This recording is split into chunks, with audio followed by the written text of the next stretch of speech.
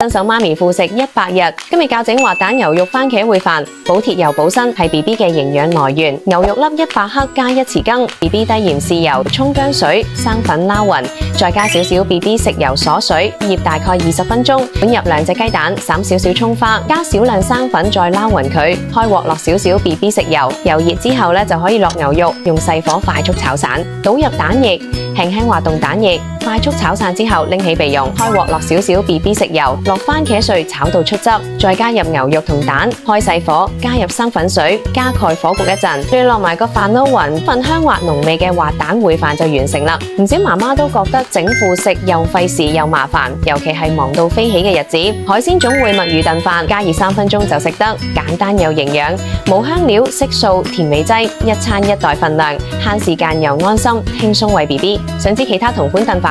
快啲去我 BI 號睇下啦！記得關注我，輔食靈感日日新，為寶寶帶嚟更多健康美味。